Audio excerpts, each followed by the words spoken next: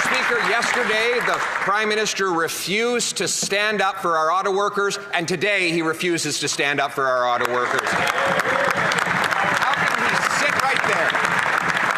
Well, the U.S. Commerce Secretary just came out and said the 25% tariffs will stay in place.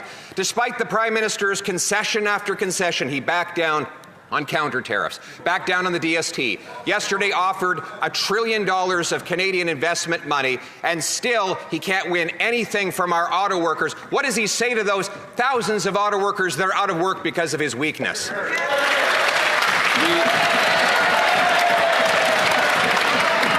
The Right Honourable Prime Minister. Mr. Speaker, what we have at this point with the United States for the auto sector is the lowest tariff in the world, less than 10%, lower than Europe, lower than Korea, lower than Japan. We have the lowest tariff, and we are still negotiating because, as the President said yesterday, the Prime Minister of Canada is a tough negotiator. We will get a great deal. He finally stood up and answered the question after he usually never does that. He usually does the first round, and then that's it. He actually stood up this time. The Honourable Leader of the Opposition. Here we go. Mr. Speaker, give me $1 trillion and even I will say something nice about this guy.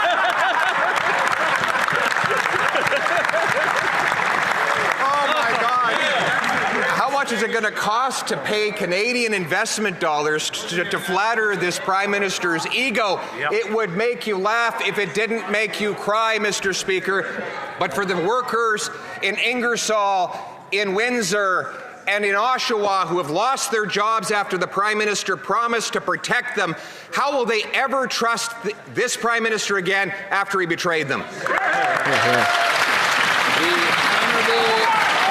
Now he doesn't want to get back up. I'll get up, stay seated. The Honourable Minister of Foreign Affairs. Just a moment.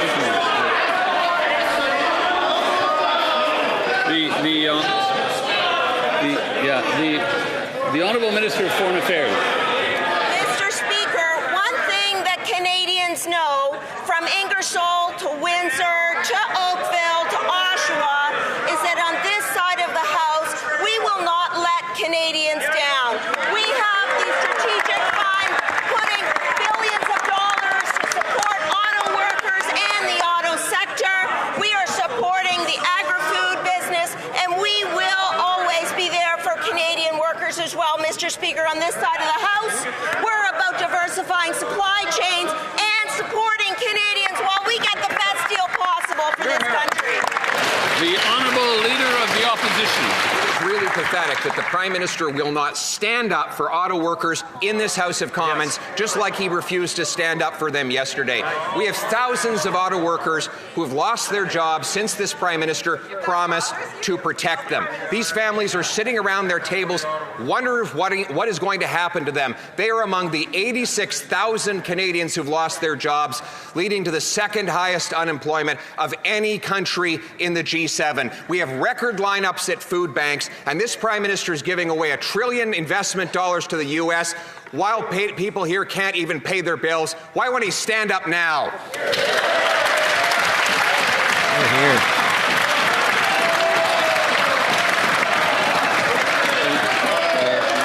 The Honourable Minister of Foreign Affairs. Mr. Speaker, we will take no lessons from the Conservatives on standing up for Canadian businesses and Canadian workers.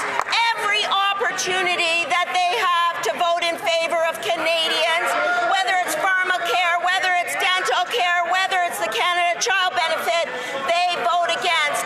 And on this side of the House, whether it's the auto sector, whether it's energy, whether it's steel, whether it's aluminum, we will get the best deal for this country, and we will always be there for Canadians, Mr. Speaker. The Honourable Leader of the Opposition.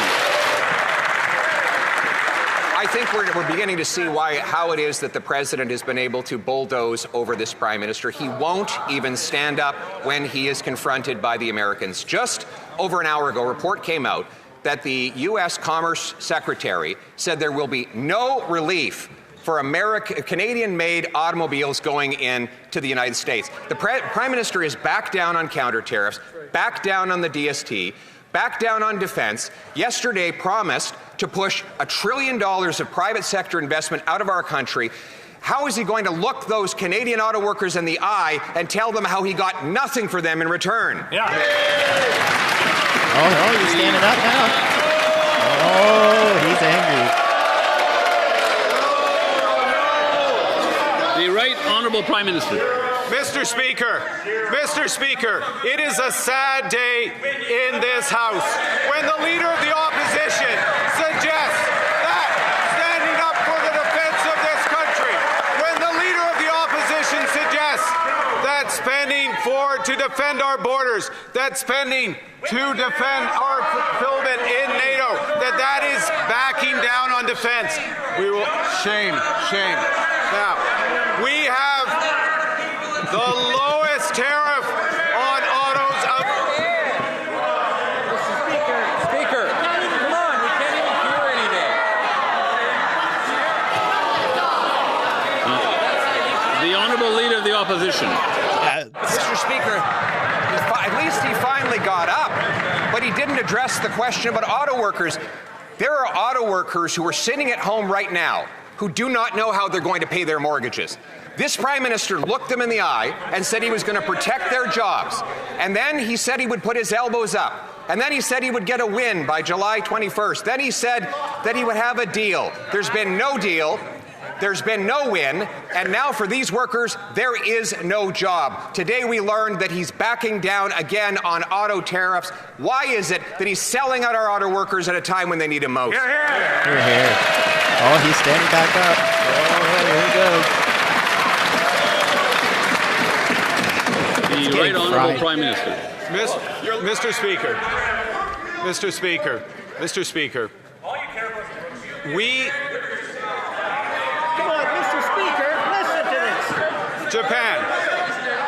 Japan, the European Union, the United Kingdom, every other country in the world is paying a higher tariff than Canada has gotten on automobiles. And we are not done.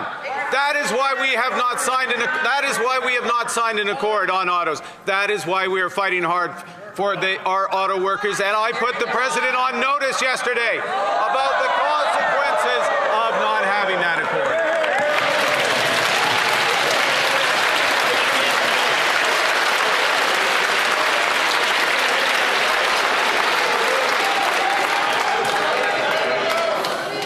Okay. The Honourable Leader of the Opposition. Mr. President, you have been warned. If you put in another tariff, he's going to give you yet another $1 trillion. This is the tough negotiator that we hired? The guy who broke his promise to have a deal on July 21st. A guy who broke his promise to negotiate a win, who simultaneously removed the counter tariffs while he was giving speeches promising to have them in place, and yesterday offered more concessions to the U.S. president, knowing that the tariffs that are killing our auto sector would stay in place. Why does he always back down and give our jobs to the Americans instead of standing up for Canada?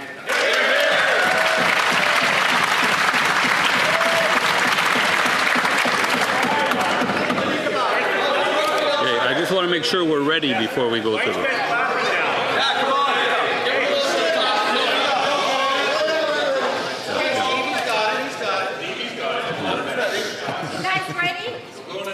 The Right Honourable Prime Minister. Mr. Speaker, and I think it's important for the entire House to understand that we have a strategy with the United States that means that our auto sector is paying less than 10% tariff. When Japan, when Europe, when the UK, when the rest of the world is paying 15, which is bigger than 10 or higher. And we are not done yet because we refuse to sign a deal that isn't better in the interests of Canadians. And that's why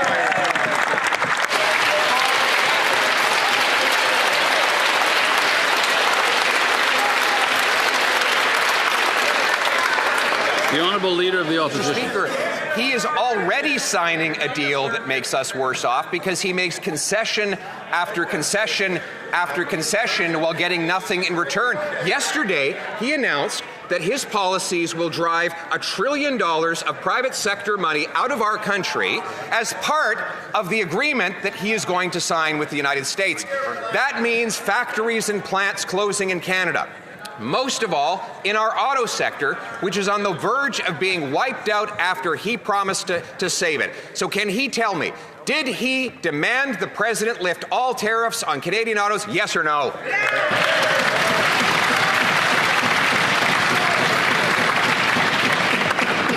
Right Honourable Prime Minister.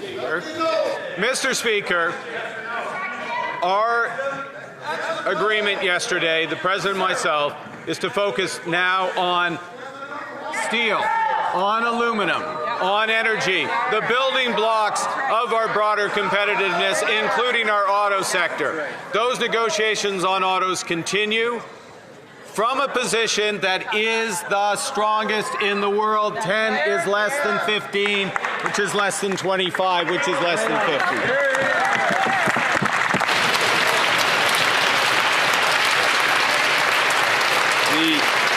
The Honourable Leader of the Opposition. Zero is the paycheck that those workers who've lost their jobs are getting right now. And Mr. Speaker, 7th is last place in the G7 when it comes to growth, or in this case, negative growth. This Prime Minister has to get his excuses straight. He blames the tariffs for the fact that we have the second highest unemployment in the G7 and the fastest shrinking economy. And then he claims at the same time that the tariffs are really not so bad. So which is it? Why is our economy so weak? Because of his diplomatic failings abroad or his disastrous economic policies at home?